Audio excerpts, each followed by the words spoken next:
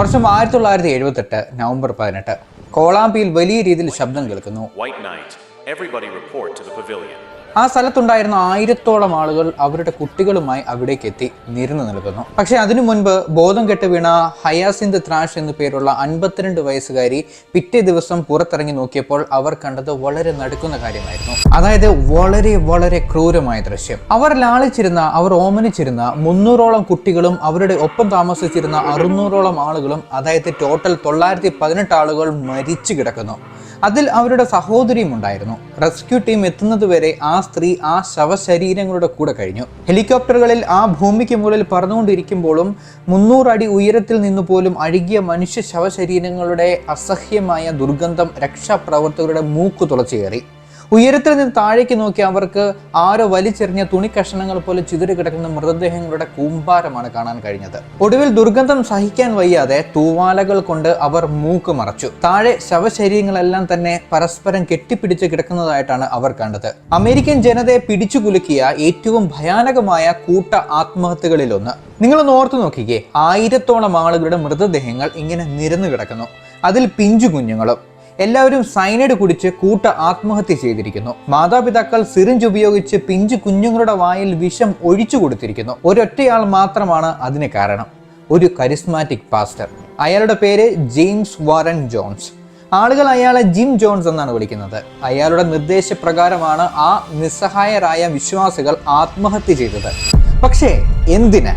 അയാൾ എന്തിനാണ് അവരോട് ആത്മഹത്യ ചെയ്യാൻ ആവശ്യപ്പെട്ടത്? എന്നിരുന്നാലും അവർ ആത്മഹത്യ ചെയ്യാൻ തയ്യാറായത് എന്തിനായിരുന്നു? ഒരു കുട്ടിയുടെ കുട്ടിക്കാലം ശരിയല്ലെങ്കിൽ, മാതാപിതാക്കൾ ശരിയായ രീതിയിൽ കുട്ടിയെ നോക്കിയില്ലെങ്കിൽ എന്ത് സംഭവിക്കും എന്നതിൻ്റെ ഏറ്റവും നല്ല ഉദാഹരണമാണ് ഈ കൊലപാതകങ്ങളുടെ പിന്നിലെ യഥാർത്ഥ കാരണം. എല്ലാ മാതാപിതാക്കളും കണ്ടിരിക്കേണ്ട വീഡിയോ ആണിത്.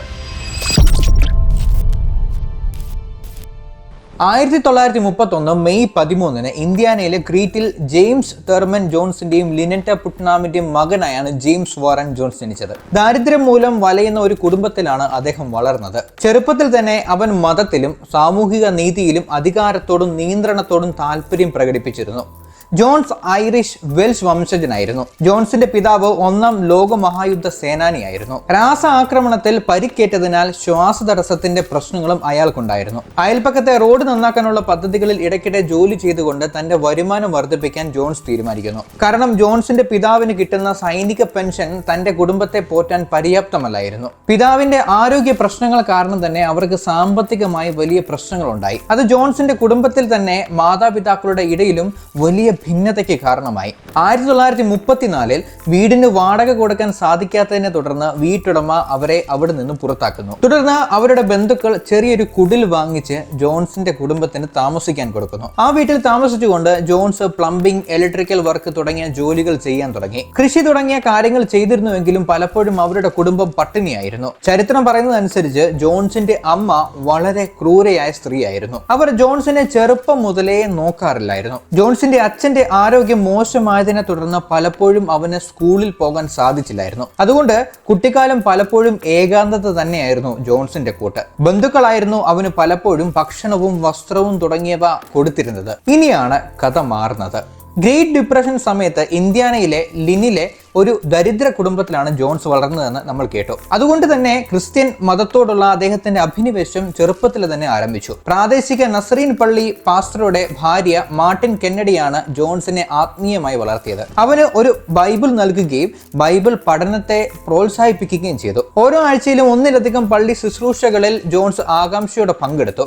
വ്യത്യസ്ത വിഭാഗങ്ങളിൽ പരീക്ഷണം എന്ന പോലെ അയാൾ സ്ഥാനമേറ്റു. എന്നിരുന്നാലും അവന്റെ അമ്മ മതത്തിലുള്ള അവന്റെ തീവ്രമായ താല്പര്യത്താൽ അസ്വസ്ഥയായിരുന്നു. അവൻ പള്ളിയിൽ പോകുന്നത് നിരുത്സാഹപ്പെടുത്താൻ അവർ ശ്രമിച്ചുവെങ്കിലും പരാജയപ്പെട്ടു. ചെറുപ്പം മുതലേ ജോൺസ് മരണത്തിലും ആചാരങ്ങളിലും വളരെ ശ്രദ്ധയുള്ള ആളായിരുന്നു. ചത്തുപോയ മൃഗങ്ങളുടെ ശവസംസ്കാര ചടങ്ങുകൾ നടത്താൻ ജോൺസിന് വലിയ താല്പര്യമായിരുന്നു. ചത്ത ജീവികളെ കിട്ടാതെ വരുമ്പോൾ ഏതെങ്കിലും ജീവിയെ പിടിച്ച് കൊല്ലുകയും അവയുടെ സംസ്കാരം നടത്തുകയും ചെയ്തിരുന്നു. അയൽക്കാർ അവനെ ഒരു പ്രത്യേകതയുള്ള കുട്ടിയായാണ് വീക്ഷിച്ചത്. അവന് പറക്കാനുള്ള കഴിവുണ്ടെന്ന് സ്വയം വിചാരിച്ചുകൊണ്ട് മേൽക്കൂരയിൽ നിന്ന് താഴേക്ക് എടുത്തു ചാടുന്ന അവസ്ഥ വരെ ഉണ്ടായിരുന്നു. വളർന്നു വരും തോറും അവനൊരു സൈക്കോ ആയി മാറിക്കൊണ്ടേയിരുന്നു. താൻ മരണത്തിന്റെ മാലാഖയാണെന്നും പറഞ്ഞ് സുഹൃത്തുക്കളെ ഭയപ്പെടുത്താനും അയാൾ ശ്രമിച്ചിരുന്നു. മാത്രമല്ല കത്തോലിക്ക പള്ളിയിലെ വിശുദ്ധ ജലം മലിനമാക്കുക തുടങ്ങിയ പ്രവൃത്തികൾ അവന്റെ നിത്യ ഹോബിയായിരുന്നു. ഹൈസ്കൂളിൽ ജിമ്മി എന്ന് വിളിപ്പേരുള്ള ജിം ജോൺസ് തന്റെ നിരന്തരമായി ബൈബിൾ കൊണ്ടു നടക്കുന്നതും ഞായറാഴ്ചകളിലെ ഏറ്റവും മികച്ച വസ്ത്രധാരണവും കർശനമായ മതവിശ്വാസങ്ങളും കൊണ്ട്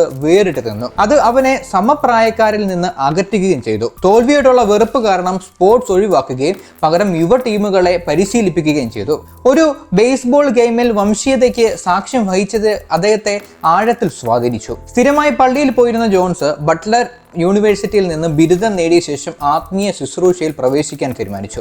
1945 മാതാപിതാക്കളുടെ വിവാഹ മോചനത്തിന് ശേഷം ജോൺസ് ഇന്ത്യാനയിലെ റിച്ച്മണ്ടിലേക്ക് താമസം മാറി. അവിടെ അദ്ദേഹം പഠനത്തിൽ മികവ് പുലർത്തുകയും റീഡ് ഹോസ്പിറ്റലിൽ ഓർഡർലിയായി ജോലി ചെയ്യുകയും ചെയ്തു. ഉത്സാഹത്തിനും അസ്വസ്ഥമായ പെരുമാറ്റത്തിനും പേരുകേട്ട അദ്ദേഹം മാർസലിൻ ബാർഡ്വിൻ എന്ന സ്ത്രീയുമായി ഡേറ്റിംഗ് ആരംഭിച്ചു. തുടർന്ന് 1949 അവർ വിവാഹിതരായി. വംശീയ അനീതിയെക്കുറിച്ചുള്ള എലീനർ റൂസ്വെൽറ്റിന്റെ പ്രസംഗത്തിൽ നിന്നും പ്രചോദനം ഉൾക്കൊണ്ട ജോൺസ് ഇന്ത്യാന സർവകലാശാലയിൽ ചേർന്നു. ഭാര്യയുടെ മെത്തഡിസ്റ്റ് വിശ്വാസം സഭാ വേർതിരിവിനെതിരായ ജോൺസിന്റെ എതിർപ്പുമായി ഏറ്റുമുട്ടി. രഹസ്യമായി അവർ നിരീശ്വരവാദത്തെ അംഗീകരിച്ചതിനാൽ അവരുടെ ദാമ്പത്യവും വളരെ പ്രശ്നത്തിലായി. 1951 തന്റെ 20-ാം വയസ്സിൽ അവർ ഇന്ത്യാന പോളിസിലേക്ക് താമസം മാറുന്നു. തുടർന്ന് ഇന്ത്യാന പോളിസിൽ കമ്മ്യൂണിസ്റ്റ് പാർട്ടി USA യോഗങ്ങളിൽ പങ്കെടുക്കാൻ തുടങ്ങി. അങ്ങനെ രാഷ്ട്രീയത്തോടുള്ള അദ്ദേഹത്തിന്റെ തീവ്ര താല്പര്യങ്ങൾ വർദ്ധിച്ചു വന്നു. എന്നിരുന്നാലും അദ്ദേഹത്തിന്റെ ഇടപെടൽ പെട്ടെന്ന് സർക്കാർ അധികാരികളുടെ ശ്രദ്ധ ആകർഷിച്ചു. 1952 ആയപ്പോഴേക്കും കമ്മ്യൂണിസ്റ്റ് ബന്ധങ്ങൾ കാരണം ജോൺസും കുടുംബവും പീഡനം നേരിട്ടു. ഒരു കമ്മ്യൂണിസ്റ്റ് മീറ്റിംഗിൽ തന്നോടൊപ്പം പോയതിന് FBI ഏജന്റുമാർ ജോൺസിന്റെ അമ്മയെ അവരുടെ സഹപ്രവർത്തകരുടെ മുന്നിൽ അപമാനിച്ച സംഭവം അദ്ദേഹത്തെ വളരെ കഠിനമായി ബാധിച്ചു. US കമ്മ്യൂണിസ്റ്റുകൾക്ക് എതിരായുള്ള നിരന്തരമായ പീഡനം ജോൺസിനെ ആഴത്തിൽ നിരാശനാക്കി. ഈ കാലഘട്ടത്തെക്കുറിച്ച് ചിന്തിച്ചുകൊണ്ട് തന്റെ മാർക്സിസ്റ്റ് വിശ്വാസങ്ങളെ എങ്ങനെ ഫലപ്രദമായി പ്രോത്സാഹിപ്പിക്കാമെന്ന് അദ്ദേഹം ചിന്തിക്കാൻ തുടങ്ങി. ആത്യന്തികമായി ഏറ്റവും തന്ത്രപരമായ സമീപനം പള്ളിയിൽ നുഴഞ്ഞു കയറുക എന്നും അത് തന്റെ പ്രത്യയശാസ്ത്രത്തിനുള്ള ഒരു വേദിയായി ഉപയോഗിക്കാമെന്നും അദ്ദേഹം വിശ്വസിച്ചു. 1950കളിലും 60കളിലും ജോൺസ് ഒരു ജനപ്രിയ പെന്തക്കോസ്ത് പ്രാസംഗികനായി മാറി. വംശീയ അസമത്വത്തിന് എതിരെ ശബ്ദമുയർത്തിയ അയാൾ പെട്ടെന്ന് തന്നെ ജനശ്രദ്ധ പിടിച്ചുപറ്റാൻ തുടങ്ങി. 1952 തുടക്കത്തിൽ ജിം സഭയ്ക്ക് സോഷ്യലിസ്റ്റ് ആശയങ്ങൾ ഉൾക്കൊള്ളാൻ കഴിയുമെന്ന് വിശ്വസിച്ചുകൊണ്ട് ഒരു മെത്തഡിസ്റ്റ് ശുശ്രൂഷകനാകാനുള്ള തീരുമാനം എടുത്തു. കമ്മ്യൂണിസ്റ്റ് വിശ്വാസങ്ങൾ ഉണ്ടായിരുന്നിട്ടും ഒരു മെത്തഡിസ്റ്റ് ജില്ലാ സൂപ്രണ്ട് തന്റെ ശുശ്രൂഷ ആരംഭിക്കാൻ അദ്ദേഹത്തെ സഹായിച്ചു. തുടർന്ന് ഒരു വേനൽക്കാലത്ത് സമ്മർസെറ്റ് സൗത്ത് സൈഡ് മെത്തഡിസ്റ്റ് ചർച്ചിൽ വിദ്യാർത്ഥി പാസ്റ്ററായി വംശീയ ഏകീകരണത്തെപ്പറ്റി വാദിക്കുകയും ചെയ്തു. 1954 അദ്ദേഹത്തെ മോഷണ കുറ്റത്തിൽ ആളുകൾ പുറത്താക്കി. പക്ഷേ യഥാർത്ഥ കാരണം വംശീയ ഏകീകരണമായിരുന്നു. 1953 ഒരു പെന്തക്കോസ്ത് ലാറ്റർ റെയിൻ കൺവെൻഷനിൽ ആകൃഷ്ടനായ അദ്ദേഹം പെന്തക്കോസ്റ്റലിസത്തിലേക്ക് ശ്രദ്ധ തിരിയാൻ കാരണമായി. അദ്ദേഹം മെത്തഡിസം വിട്ടു. ഇന്ത്യാന പോളിസിൽ പെന്തക്കോസ്ത് ലോറൽ സ്ട്രീറ്റ് പള്ളിയിൽ ചേർന്നു. അവിടെ അദ്ദേഹം രോഗശാന്തി പോലുള്ള ശുശ്രൂഷകൾ നടത്തുകയും പ്രസംഗിക്കാൻ പല സ്ഥലങ്ങളിലേക്ക് യാത്ര ചെയ്യുകയും ചെയ്തു. എന്നാൽ 1955 അസംബ്ലീസ് ഓഫ് ഗോഡുമായി ലാറ്റർ റെയിൻ പ്രസ്ഥാനത്തെ ചൊല്ലിയുള്ള സംഘർഷം തന്റെ പള്ളിയായ വിങ്സ് ഓഫ് ഹീലിംഗ് സ്ഥാപിക്കുന്നതിലേക്ക് നയിച്ചു.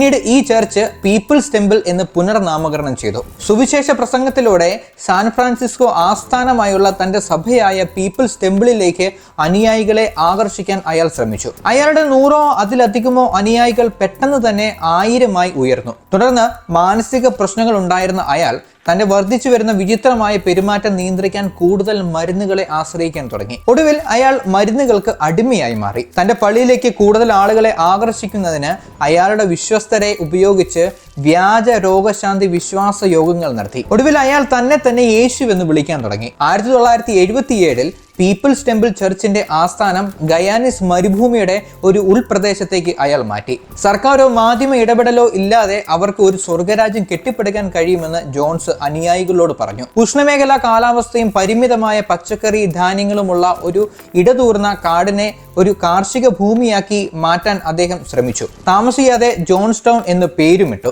അവിടെ ധനികനെന്നോ ദരിദ്രനെന്നോ ഇല്ലാത്ത, വംശങ്ങളില്ലാത്ത, വർഗവിവേചനങ്ങളില്ലാത്ത ആളുകളെല്ലാം തുല്യരായ ഒരു സമൂഹം കെട്ടിപ്പടുക്കുമെന്ന് അയാൾ അനുയായികൾക്ക് വാക്കുകൊടുത്തു. അതാണ് സോഷ്യലിസ്റ്റ് ഉട്ടോപ്പിയ. അനുയായികൾ സഭയുടെ ഈ ഉട്ടോപ്യൻ പദ്ധതിക്കായി പൂർണ്ണമായും സ്വയം അർപ്പിക്കണമായിരുന്നു. അവർ അവരുടെ സ്വത്ത് സഭയ്ക്ക് നൽകി.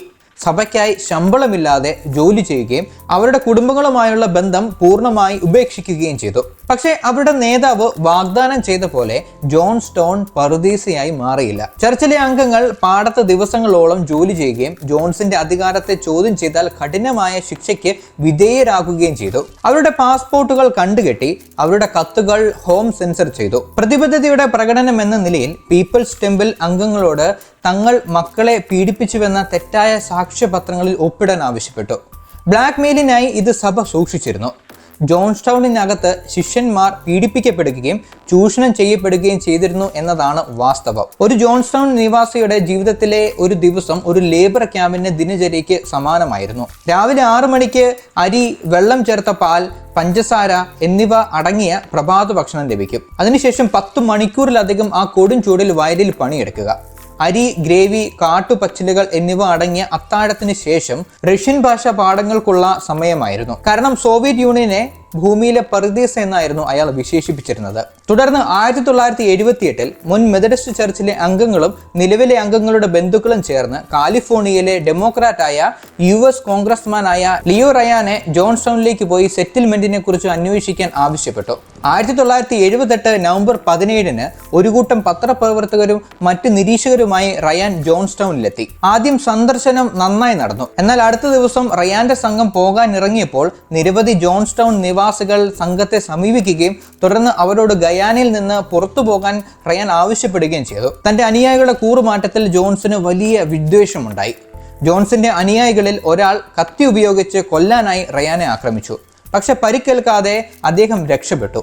എന്നാൽ റയാനും കൂട്ടാളികളും പുറപ്പെടാൻ ശ്രമിക്കുന്നതിനിടെ എയർ സ്ട്രിപ്പിൽ പതിയിരുന്ന് അവരെ കൊലപ്പെടുത്താൻ ജോൺസ് ഉത്തരവിട്ടു. കോൺഗ്രസ്മാനും മറ്റ് 4 പേരും അവരുടെ ചാർട്ടേഡ് വിമാനത്തിൽ കയറുന്നതിനിടെ അവർ അവരെ കൊലപ്പെടുത്തി. മാനസികാരോഗ്യം ക്ഷയിക്കുകയും മയക്കുമരുന്നിന് അടിമപ്പെടുകയും ചെയ്ത ജോൺസിന് തന്നെ നശിപ്പിക്കാൻ US സർക്കാരും മറ്റുള്ളവരും തയ്യാറാണെന്ന് മനസ്സിലായി. ആഴ്ചയിൽ ഏകദേശം 3 തവണ പീപ്പിൾസ് ഫോറം എന്ന പരിപാടി ഉണ്ടായിരുന്നു. സിംഹാസനത്തിലിരിക്കുന്ന ജോൺസ് തന്റെ ആട്ടിൻകൂട്ടത്തെ ഉപദേശിക്കുകയും ശിക്ഷിക്കുകയും ചെയ്യുന്ന ചടങ്ങായിരുന്നത്. ഇത് ചിലപ്പോൾ പുലർച്ചെ 3 മണി വരെ നീളും.